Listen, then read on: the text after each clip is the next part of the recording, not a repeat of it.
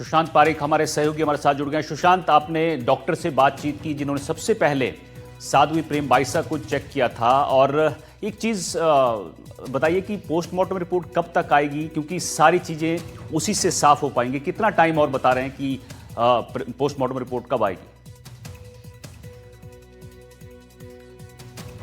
देखिए 48 से 72 घंटे लगते हैं किसी भी पोस्टमार्टम की रिपोर्ट आने में। जब कल पोस्टमार्टम हुआ है तो हमें इंतज़ार करना होगा कल शाम तक या फिर परसों तक, और हालांकि कोशिश की जा रही है कि जल्द से जल्द रिपोर्ट आए। और मैं इस वक्त जिस थाने में खड़ा हूं, एक बार आप दिखा दीजिए, ये पुलिस थाना बोरानाडा है जोधपुर कमिश्नरेट का, और इसी थाने में एफआईआर रिपोर्ट जो है वो दर्ज हुई थी।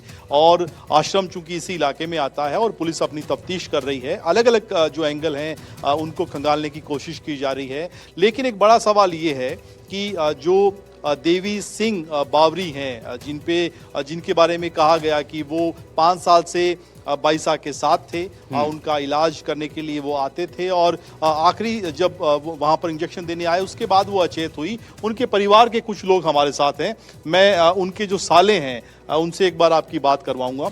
अभी देवी सिंह जी कहाँ पर हैं, आपकी बातचीत हो पाई है? नहीं, लगभग काफ़ी टाइम से हम मिले नहीं, उससे बातचीत नहीं हो पाई। कितने दिन हो गए? लगभग सुबह मिले थे, सुबह चाय वगैरह का था, वो मिले थे। उसके बाद मिलने का मौका नहीं मिला वापस हमें। क्या वो पुलिस हिरासत में है अभी? मतलब जब ये वारदात हुई थी उसके बाद में जब हमें पता चला कि ये चीज़ हो रखी है, तो उन लोगों ने बोला था कि भाई मैंने दिया तो मैं पुलिस वालों के सामने अपने आप चला जाऊँगा। तो यहाँ आके वो उपस्थित हो गए, भाई मैंने दिया, उसके जो भी है वो मैं सामने बैठा हूँ, भाई मेरी गलती नहीं है। उन्होंने अपना पक्ष रखा कि क्या चीज़ थी, क्या बात हुई। बताया है आपको उन्होंने? जब इंजेक्शन दिया तब साध्वी की हालत कैसी थी, और इंजेक्शन देने के तुरंत बाद वो अचेत हो गए, इसके पीछे क्या वजह मान रहे हैं? जब हम लोगों ने उन्हें पूछा, जब घर पे आए थे हम, बात उनका कॉल आया कि भाई ये बात हो चुकी है, हम हॉस्पिटल जा रहे हैं। तो हमने पूछा हुआ क्या था, तो उन्होंने बोला कुछ नहीं, मैं गया था तो सब नॉर्मल था, जैसे घर पे बैठे थे अपने बेड पे वैसे नॉर्मल बैठे थे वहाँ पे। वो गए वहाँ पे, उन्होंने अपना ट्रीटमेंट स्टार्ट किया, वीपी वगैरह चेक करके जो रेगुलर ट्रीटमेंट होता है वो उन्होंने किया।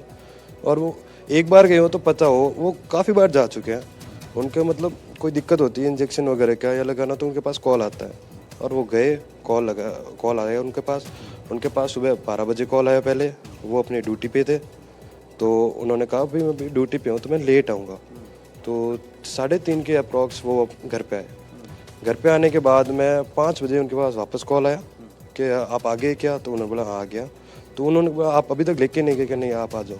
तो वो वहाँ पे गए, वहाँ पे अपना जो ट्रीटमेंट किया वो करके वापस जैसे ही घर आए, थोड़ी देर बाद घर में आने के बाद 5-10 मिनट बाद उनके पास कॉल आया कि हम हॉस्पिटल जा रहे हैं, आप कहाँ हो, ये दिक्कत होगी हमारे, हम निकल चुके हैं। तो उन्होंने पूछा कौन से हॉस्पिटल हो, कहाँ पे आ रहे हो? तब तक उन्होंने फ़ोन रख दिया। उसके बाद मैं काफ़ी देर घर पे बैठे रहे, सोच विमर्श किया क्या हो गया, पता नहीं लगा। उसके बाद में पता चला कि प्रेमवाइसा की मृत्यु हो चुकी है। तो मृत्यु के बाद में सब बात पूछी लोगों ने, क्या हुआ, कैसे क्या हुआ है। हम लोग भी गए, क्या कैसे हुआ। तो बाबा जी बॉडी थी वो लेके आए अपने आश्रम के आगे, ना आश्रम के अंदर लेके गए, ना कहीं वो मोर्चरी में कहीं पे भी कोई निजी अस्पताल में नहीं गए। इतना ज़रूर है कि वो अपने जो रेगुलर ट्रीटमेंट करवाते हैं प्रिक्स हॉस्पिटल, वहाँ लेके गए, और वहाँ पे अपना जो भी इलाज करवाना वहाँ उस अकॉर्डिंग गए थे। लेकिन वहाँ जाके बोल दिया कि भाई साहब नहीं रहे।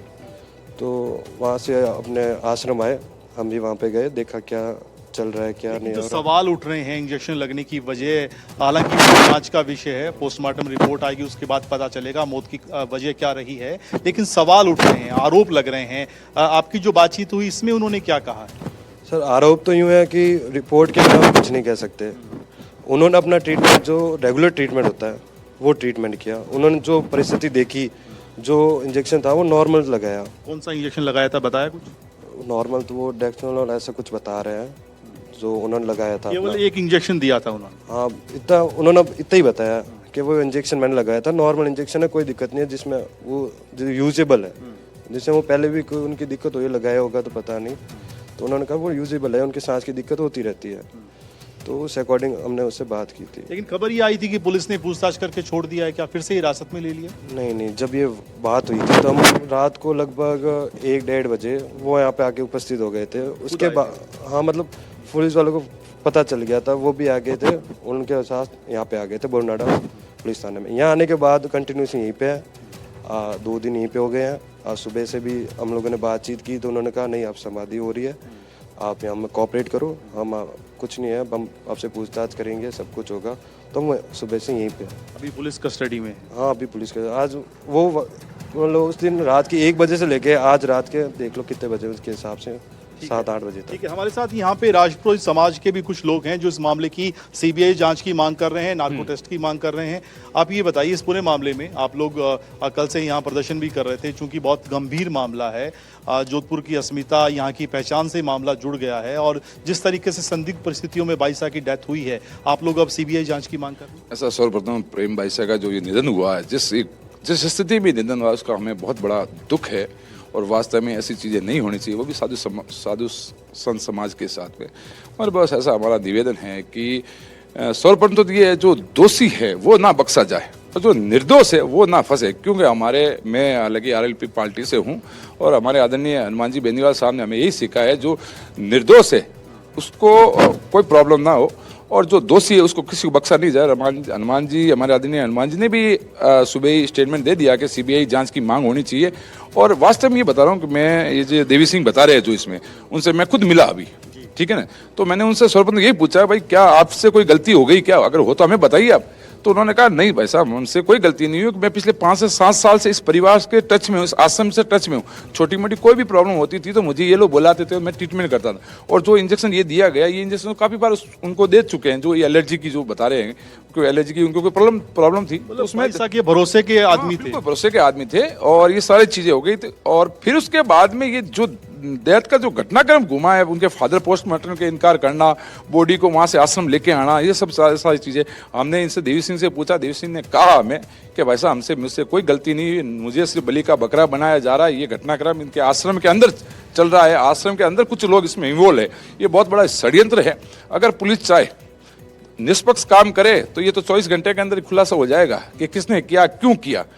इसने कहा मुझे बलि का बकरा बनाया जा रहा है, तो हमने उनको यही विश्वास दिलवाया है, अगर आप निर्दोष हो तो आरएलपी पार्टी आपके साथ खड़ी है और आप दोषी हो तो आपको बख्शा नहीं जाएगा। हमने तो उनसे देवी सिंह से यही कहा, हम तो आपके माध्यम से यही कहना चाहते हैं। जोधपुर पुलिस पे भरोसा नहीं है? नहीं, पूर्ण विश्वास है। पुलिस अभी तक जो काम कर रही है निष्पक्ष काम कर रही है। हमने पुलिस से यही कहा कि निष्पक्ष काम कीजिए, किसी की पैरवी करने की जरूरत नहीं है, जो इंडियन लॉ, जो संविधान में आपको जो दायरा दिया उसी के तहत आप लोग काम कीजिए, तो वास्तव में जो दोषी है उसको सजा मिल जाएगी, जो निर्दोष है वो फ्री हो जाएगा। और पिछले 48 घंटे से इनको कस्टडी में ले रखा है, अब पता नहीं क्यों पुलिस को चाहे कुछ मिला है या नहीं मिला। एक बहुत महत्वपूर्ण बात कही कि आश्रम के कुछ लोग षड्यंत्र कर रहे थे, ये आरोप आप किस आधार पे लगा रहे हैं? ऐसा है, ये हमने देवी सिंह ने भी कहा और कुछ जैसे कल से घटनाक्रम हुआ है, जब हमारे आदरणीय हनुमान जी इस मैटर में इन्वॉल्व हुए, तब से हम लोग पूरे आरएलपी टीम एक्टिव हो गई। वास्तव में क्या हुआ, ठीक है, बाईसा के साथ अगर अन्याय हुआ तो बाईसा को न्याय मिलना चाहिए और बाईसा के जिसने भी कुछ गलत किया उसको सजा मिलनी चाहिए। तो हमने अपने स्तर पर भी पता किया, तो सारी जो सक्की सुइया है वो आश्रम के अंदर जा रही है बस।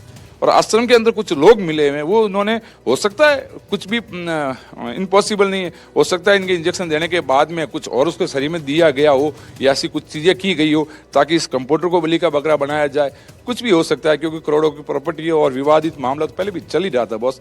तो हम तो ये कह रहे हैं कि हमारे हनुमान जी भाई साहब ने सीबीआई की जांच की मांग की है, आपके माध्यम से ही कि सीबीआई मांग की जाए और अगर ये कंप्यूटर का दोषी नहीं हो तो इसे कस्टडी में, अगर पुलिस को उचित लगे तो कस्टडी में रखें और नहीं लगे तो उनके परिवारजन भी यहाँ काफ़ी बैठे हैं बाहर से सुबह से, तो उनके साथ भी अन्याय नहीं होना चाहिए। हम तो आप, और मीडिया एक चौथा स्तंभ है न्याय का, तो हम तो आपके माध्यम यही कहना चाहते हैं किसी के साथ में अन्याय नहीं होना चाहिए। और वास्तव में जो दोषी है, चाहे ये कंप्यूटर दोषी हो चाहे आश्रम के लोग दोषी हो, उनको सजा मिलनी चाहिए। हम तो यही चाह रहे हैं भाई साहब। बिल्कुल, ये देखिए, जो एक बड़ी डिमांड है हनुमान बेनीवाल ने की आरएलपी के, और उन्हीं के पार्टी के नेता यहाँ पर मांग कर रहे हैं। और यहाँ पर अभी कुछ देर पहले यहाँ के जो थानाधिकारी हैं शकील अहमद, वो पुलिस कमिश्नर से मिलने गए हैं। वो इस पूरे केस में दिन भर का जो आज का अपडेट था, जिस तरीके से पुलिस छानबीन कर रही है, वो पूरा ब्रीफ करने गए हैं और लौटेंगे तो हम उनसे बात करेंगे कि कैसे पुलिस की जांच अब किस दिशा में बढ़ रही है, पुलिस के हाथ अभी क्या क्या लगा, रिपोर्ट कब तक आएगी, और रिपोर्ट ही सबसे बड़ा एक आधार माना जाएगा इस केस में। हालांकि पुलिस अपने स्तर पर आश्रम से जुड़े हुए कुछ लोगों से पूछताछ भी करेगी, लेकिन फिलहाल बिल्कुल यहाँ पुलिस की पोस्टमार्टम छानबीन जारी है और पोस्टमार्टम दूसरी की तरफ जो जिस रिपोर्ट तरह है के उसका आरोप इंतजार है। सुशांत, एक और चीज जानना चाहेंगे आपसे कि यहाँ पर आप बातचीत भी कर रहे थे, साफ साफ कहा जा रहा था कि जो आश्रम के लोग हैं वहाँ षड्यंत्र, एक वीडियो वायरल होता है, इसके पीछे क्या आपने और भी लोगों से बातचीत की होगी? क्या लगता है आपको कि सच में आश्रम में कुछ गड़बड़ चल रहा था क्या? देखिए, इस तरह के आरोप तो हैं, कुछ और लोग भी हैं हमारे साथ, उनसे भी बात करते हैं। कुछ युवा यहाँ के सामाजिक कार्यकर्ता भी हैं। ये जो एक आरोप लगा, एक वीडियो वायरल हुआ, जिसके बाद बहुत सारी जो आरोप प्रत्यारोप के दौर चले, क्या वो एक वजह हो सकती है इस पूरे षड्यंत्र के पीछे? जिस तरीके से मामला गुत्थियां जैसे उलझती जा रही हैं, वो एक कारण हो सकता है? जो कुछ महीने पहले जो वीडियो वायरल हुआ था उसकी पुष्टि तो अभी ये नहीं कर सकते। साध्वी जी ने खुद ने उसका स्टैंड लिया था, बोला था हमें परेशान किया जा रहा है, ब्लैकमेल किया जा रहा है, ऐसे करके साध्वी जी ने उसका खुद का स्टैंड लेके वापस वीडियो जारी किया था। लेकिन जिस हिसाब से वो वीडियो वायरल हुआ, अनैतिकता चीज़ें बताई गई उसमें, और उस वीडियो के बाद ये बाबा जी का जो भी स्टेटमेंट आया, साध्वी जी का आया, उसके बाद अब साध्वी जी की अचानक ऐसे डेथ होना, लेकिन ये कहा गया कि वो एडिटेड था, ब्लैकमेल करने की कोशिश की जा रही। उसकी पुष्टि तो जोधपुर प्रशासन करे। और यदि ऐसा एडिटेड वीडियो था तो आजकल साइबर के पास सिस्टम होता है, वो उस वीडियो को पूरा सोशल मीडिया से हटा सकते हैं। गिरफ्तारी भी हो गई, उसकी गिरफ्तारी भी हुई, उसके बावजूद जोधपुर प्रशासन ने वो वीडियो क्यों नहीं हटाया? क्या पता उस वीडियो से वो उनको इतनी आध्यात्मिक आघात पहुंची हो, उन्होंने अपनी जीवन लीला समाप्त कर ली हो, या फिर उनका मर्डर हुआ, जो भी चीज हुई उसकी ऐसा है जो चाह रहा है कि सभी से पूछताछ हो, फादर से भी पूछताछ होनी चाहिए जो उनके गुरु थे। बिल्कुल उनसे पूछताछ होनी चाहिए। वो 12 मास हमेशा उनके साथ रहते थे, एक सेकंड भी, एक पल भी उनको अकेला नहीं छोड़ते थे। उनके स्टाफ को लाया जाए, सबको पूछा जाए, इस मामले की निष्पक्ष जांच हो। यदि यहाँ पे जांच नहीं होती, न्याय नहीं मिलता, सीबीआई जांच तक भी लोग जाएंगे, वहां तक भी लोग लड़ेंगे, लोगों को न्याय मिलना चाहिए। वास्तविकता में उनके साथ इतना बड़ा कौन सा कुठाराघात हुआ, उसमें बाबा जी का अलग अलग बयान देना, ठीक है, पुलिस प्रशासन को पोस्टमार्टम के लिए मना करना, पोस्टमार्टम का नाम लिया, जब वहाँ से बॉडी लेके निकलना, ऐसी हजारों चीज़ों का कृत्य करना, ये बहुत सारी चीज़ें गलत है। इसका हम ये नहीं बोलते कोई दोषी, इसकी निष्पक्ष जांच हो, हमारा यही कहना है।